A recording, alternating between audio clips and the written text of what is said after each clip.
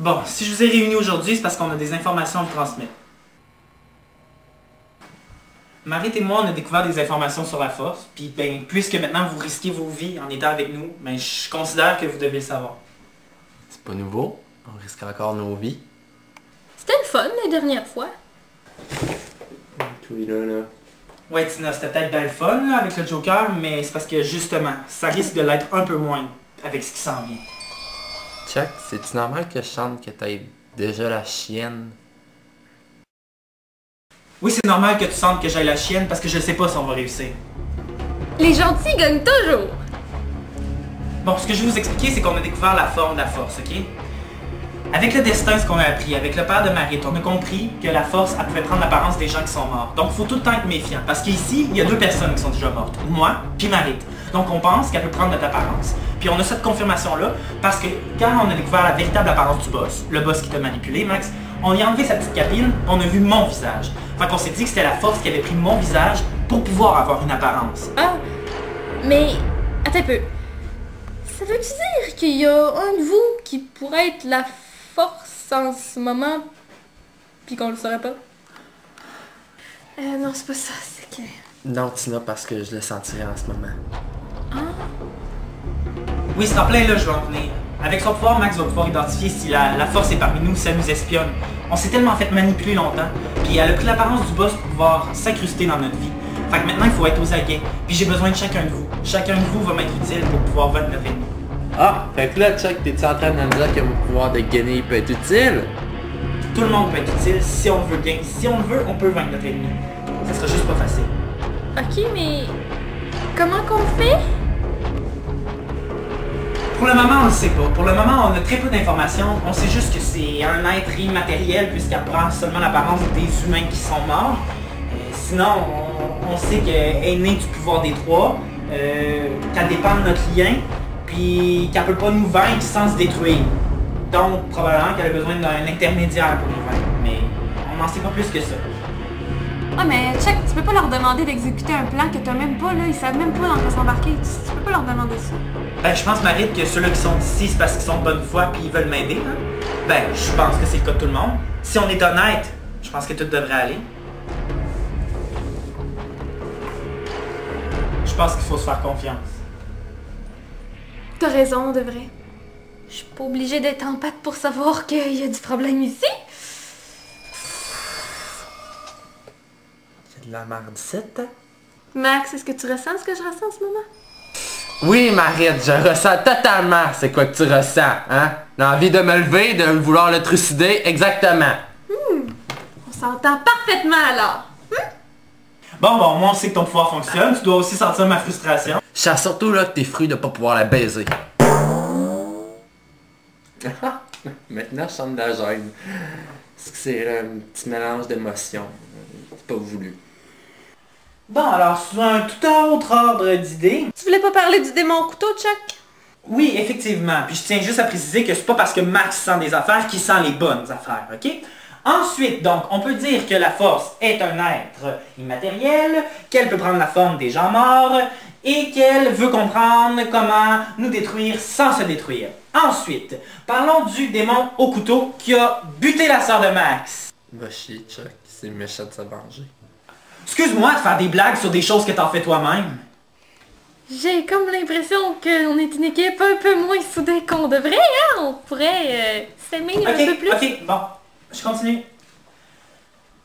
Est-ce que quelqu'un a fait les recherches que j'ai demandé qu'on fasse sur le démon au couteau? Est-ce que quelqu'un a trouvé quelque chose? Hein? Ce serait comme pertinent de le vaincre parce qu'il arrête pas de... Oui? Moi? Oh merci Tina, t'es super fine. Ben, vu que j'ai rien trouvé dans le livre, je me suis dit que c'est sûrement parce qu'il existait pas maintenant. Puis qu'il avait jamais existé avant. Donc, il vient du futur. Fait qu'il serait sûrement revenu dans le passé, genre pour voler nos pouvoirs de maintenant, puis les ramener dans le plus tard pour être full puissant. Hey, tu cognes un peu. C'est bien stupide comme idée. Pas pantoute, c'est super intelligent, bravo Tina, c'est malade. Hein, ça justifierait tout. Il y a un couteau qui permet de voler les pouvoirs, puis ensuite il peut les ramener à son époque pour être puissant. Ça justifierait pourquoi il s'en est pris à Marit, puisque c'est elle qui a les plus puissants pouvoirs parmi nous. Bah en fait, ça je voulais dire, stupide voulait dire intelligente. Tellement intelligente cette idée-là. Hein? Mais au moins maintenant on a une piste, mais là, faut trouver le démon puis le tuer. Tina, penche-toi!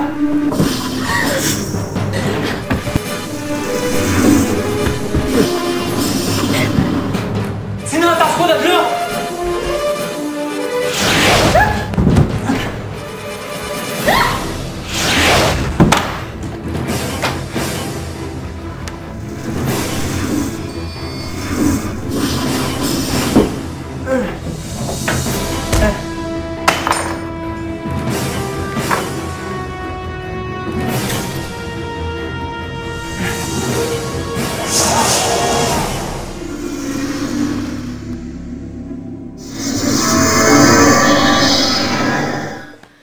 C'est ça que vous vouliez dire par risquer nos vies? Est-ce que tout le monde va bien?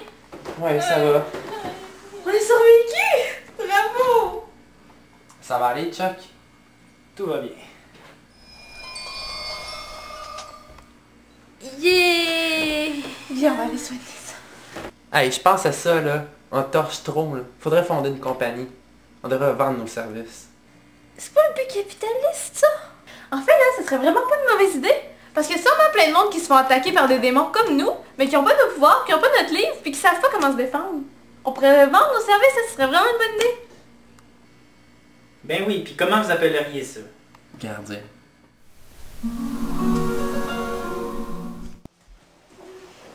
En tout cas, ça a l'air que ce dessert-là, c'est vraiment bon. C'est J.Carl qui m'a donné la recette. Il cuisine bien, en plus, c'est parfait. J.Carl, c'était pas celui-là qui a décidé de vous tuer avant, ça? Ça fait vraiment longtemps, là. Il est possédé, puis il est vraiment fou de même, là. Puis ça va bien à l'université pour toi? Ben, les cours, c'est pas pire. Puis en plus, je commence à plus me perdre dans les bâtiments. Puis à la résidence, es-tu du Nouveau Monde depuis que je suis partie? Ben comme d'habitude, là, à chaque nouvelle session, il y a une coupe de nouveau. Mais c'est le fun que tu me parles de la résidence parce que Chuck est venu me faire une visite il y a pas longtemps. Chuck, l'arbitre de service est venu te voir. Pourquoi l'arbitre? Il était bien fin. C'est juste qu'il trouve ça vraiment difficile de plus avoir de pouvoir, puis ça gruge vraiment son moral. Il est vraiment déprimé ce temps-ci. Il y a un démon qui nous a attaqués. De quoi, il y a un démon qui vous a attaqué? Ben oui, il y a un démon, une cochonnerie, là. Mais pendant tout ce temps-là, Chuck, je l'ai trouvé bon, il était pas mal courageux. T'as un kick dessus. Mais non. Mais toi, tu devrais. Franchement, moi pis Chuck, t'es sérieux, c'est n'importe quoi. Je marcherais jamais là, pis il voudrait jamais de moi, franchement. Tu nous as pas vu au début, là? Il voulait m'arracher la tête, là. Si t'avais vu sa face, là, quand que je voulais faire partie du trio, là, il aurait jamais voulu, il me disait qu'il me détestait en pleine face. De toute façon, là, moi pis Chuck, on est comme le sac pis le poil. Ça marche pas ensemble, tu mets pas ça dans ton assiette. Les choses changent, tu sais. Le monde évolue. Ouais, tu sais, comme moi puis J.Carl, par exemple, tu sais, quand on s'est rencontrés puis qu'il voulait nous tuer, là, jamais on aurait pensé vouloir peut-être être ensemble un jour, travailler ensemble, pis tu sais... Tu pensais sérieusement qu'il y avait quelque chose entre moi et Chuck? Ben, je sais pas, mais les chakras seraient ouverts à l'idée. Les quoi? Genre, c'était là pour me faire rire, je te dis.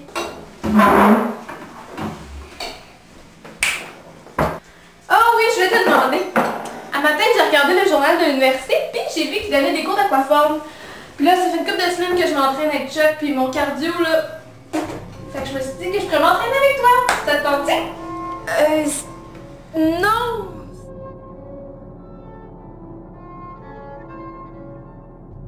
Oh, moi pis l'autre, tu sais, c'est... Comme t'as dit tantôt, là, c'est comme le sucre pis le poivre. Ça marche pas. Ok, ben, je vais continuer à m'entraîner avec Chuck de bord. Bonne idée! J'espère que c'est J.Carl. Oh, c'est lui! On se voit quand? Il me demande quand est-ce qu'on se voit! Qu'est-ce que je lui réponds? Quand tu veux...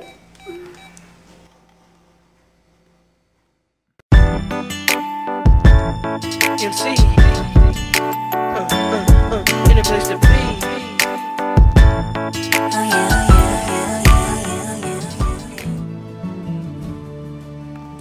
Bonjour tout le monde! Bienvenue au Marie Show! Cette semaine, je m'entretiens avec une femme vraiment exceptionnelle. Cette femme, Rebecca Cuthbert, a une vision très particulière du monde moderne dans lequel nous vivons actuellement et elle a même écrit un livre sur le sujet. Alors nous allons la rencontrer à l'instant. Bonjour Rebecca. Bonjour Marit. Alors Rebecca, parlez-nous de votre livre qui sort prochainement sur les rayons. De quoi parle-t-il? Eh bien Marit, en fait il s'agit d'un ouvrage illustrant les valeurs anciennes que les femmes devraient encore posséder aujourd'hui. Ah oui! Et quelles sont-elles exactement? Eh bien Marit, en fait il s'agit des valeurs de base qu'une très bonne ménagère doit avoir. Une femme quoi? Donc, ce que vous êtes en train de me dire, c'est qu'une vraie femme est nécessairement une bonne ménagère. Et quelles sont spécifiquement les valeurs de base qu'une femme doit posséder aujourd'hui? Eh bien Marit, ça consiste à 1. L'entretien des enfants, 2. L'entretien ménager, 3. Bien sûr, l'entretien du mari. D'accord. Et qu'est-ce qu'il y en est de la carrière, des loisirs, de l'épanouissement personnel? Ça n'existe pas? Ben Marit, voyons. On s'épanouit à travers de ces 3 valeurs de base. Et le but de votre ouvrage est? Alors Marit, je veux sensibiliser très tôt les jeunes femmes qui n'ont plus ces véritables valeurs. Je veux donner le bon exemple, c'est mon devoir. Ah oui. Et vous pensez vraiment que les jeunes femmes comme nous, comme vous, comme moi, vont accepter d'écouter ces niaiseries-là vieilles de 50 ans qui nous rabaissent puis qui nous ramènent à l'ère préhistorique? Marit, j'ai la conviction que votre cerveau est embrouillé par les illusions de ce monde moderne. Je suppose que vous êtes fière de votre droit de vote avec ça.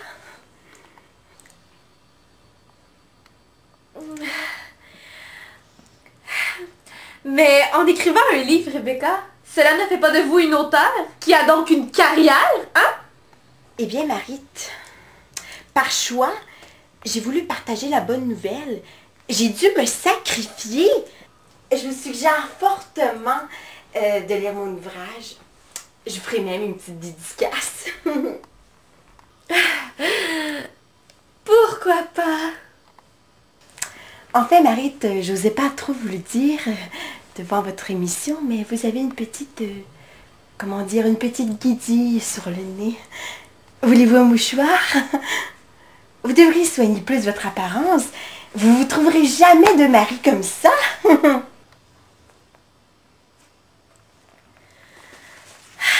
Alors, le mot de la fin, Rebecca, car malheureusement, l'émission touche à sa fin. Sois belle et tais-toi. Coupé. You'll see. In a place to be.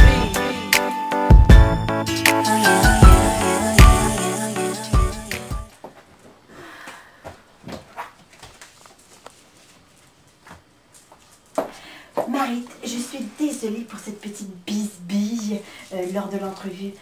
En gage amitié, je vous offre ce collier de perles. Sans rancune.